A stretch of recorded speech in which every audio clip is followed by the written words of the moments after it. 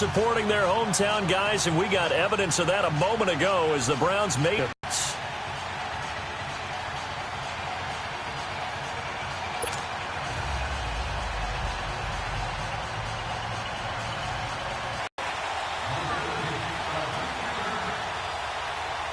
Out is the kickoff unit as they run up and send this one away.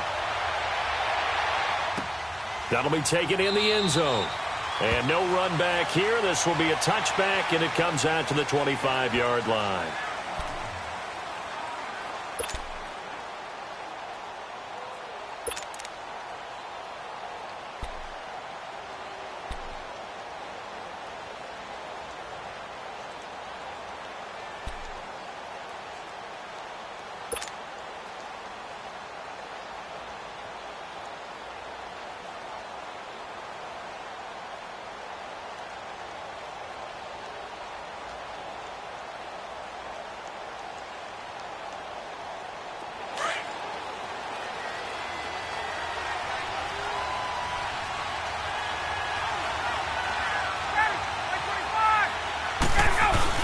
Now a play fake here on first down. And he can't get rid of it. He's taken down. Jamie Collins coming hard from that linebacker spot. He drops him for a loss of 11.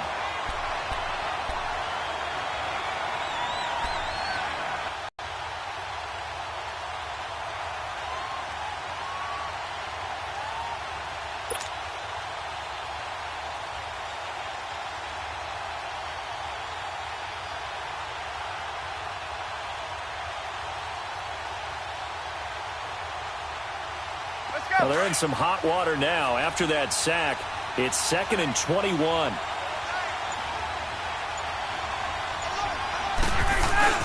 Off the play fake to Freeman. It's Ryan. He's going to fire one deep, middle of the field. And they went for a big play through the air on 2nd down. Couldn't connect. Now it's 3rd. I know exactly why he tried to throw the ball to Julio Jones there. He's never considered covered. He's either too fast or too strong. You always try and get it to him. Especially on those deep passes. And I don't think this is the script they had in mind for their opening drive. This is 3rd and long.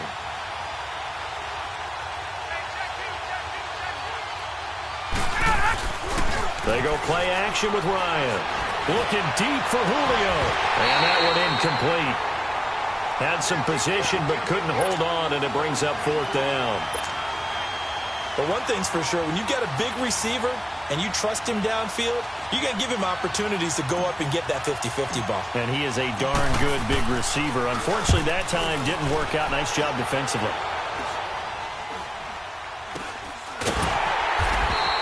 It's just a 30-yard punt that time, no return. And this offense takes over in great shape right at the 50, 1st and 10.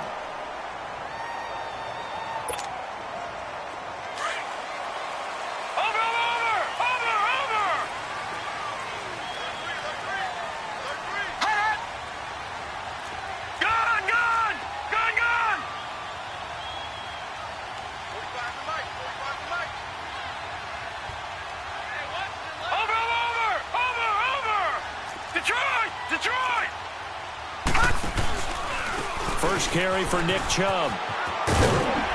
And he's going to be stopped at about the 37. 9 yards is the pickup there, and they'll have a 2nd and 1.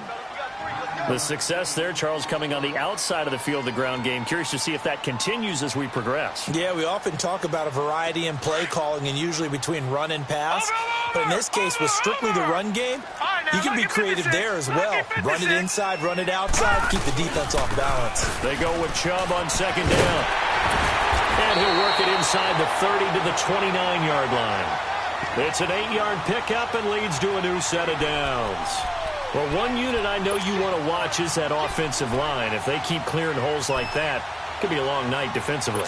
No doubt about it, because when they are in sync, as we're seeing so far, where that continuity is there, and you can see that they're playing off of each other while controlling the defensive front linebackers, you're exactly right. It could be a very long night for the defense because someone's going to run for some big yardage. And he'll get this one down to about the 27.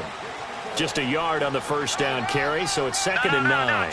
One thing to keep in mind, partner, especially in the second half, when you've got a running back of this size, of these dimensions, I can just tell you, attrition does set in for a defense because you're excited about hitting him in the first half. Maybe not so much in the second half, as some of these shorter gains turn into bigger runs later. And down inside the 15, shy of the 10. A good play there as the Browns strike for 16 and a first down.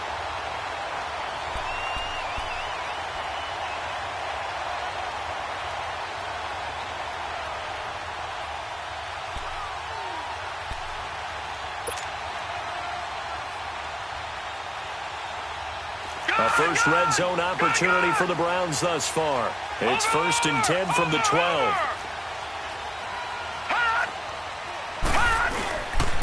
Handoff comes to Chubb.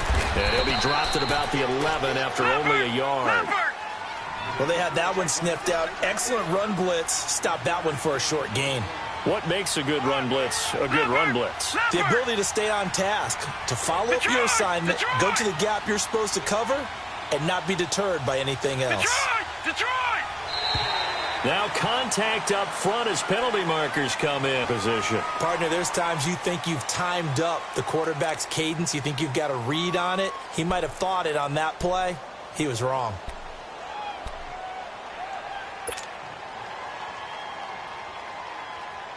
The ball gets bumped up. It's now 2nd and 4 after the penalty.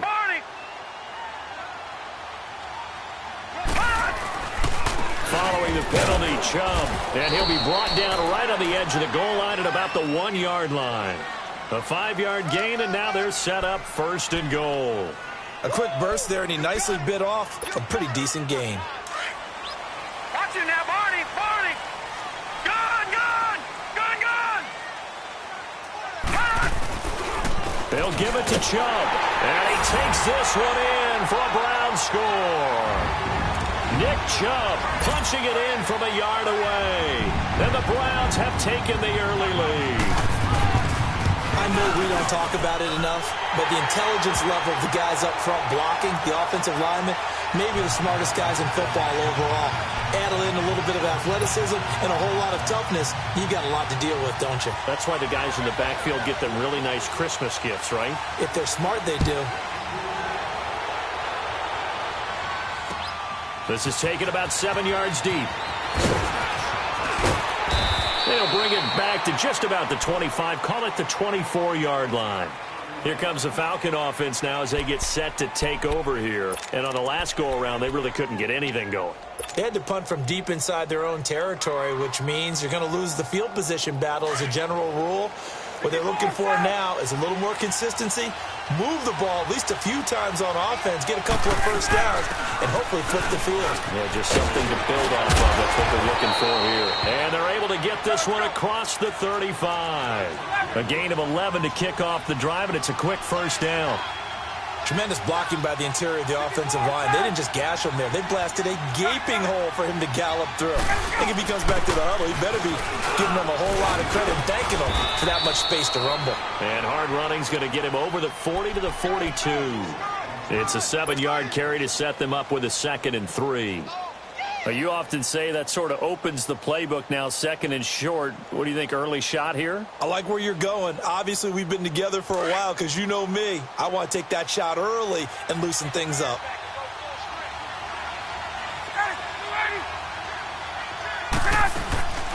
On 2nd down, Freeman. And he'll be taken down as that will take us to the end of the first quarter of play. Alongside Charles Davis, Brandon Gaudin, it's the Falcons in possession to begin quarter number 2. And they've got it here with a first down.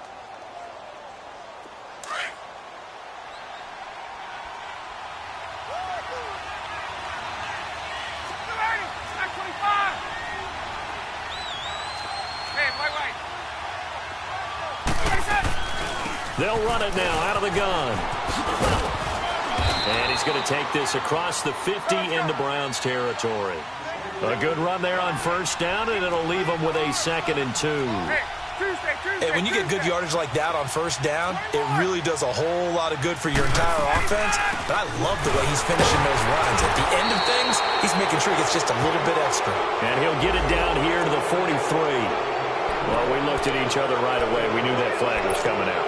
And I always enjoy the conversation post because officials always tell you, I don't want to throw the flag, but you caused the play. You did it. I had to.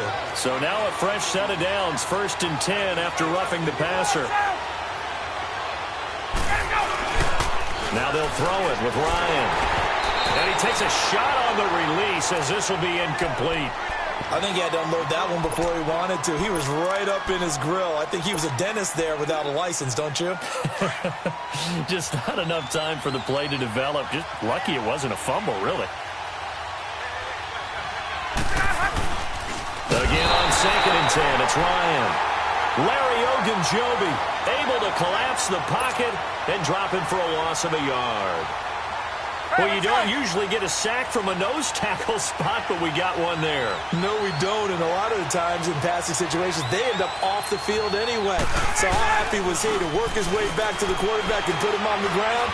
He's going to have to put a nickname after something like that, some Big Jelly or something like that. Meanwhile, on 3rd down, they take a shot at the end zone, but it's incomplete. The Browns D locked in on 3rd down, brings up 4th.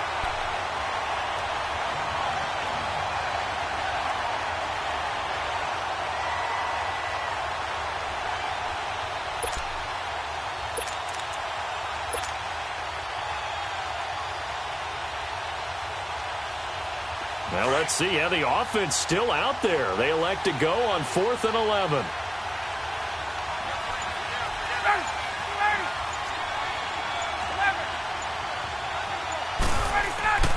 They'll try and throw for him with Ryan.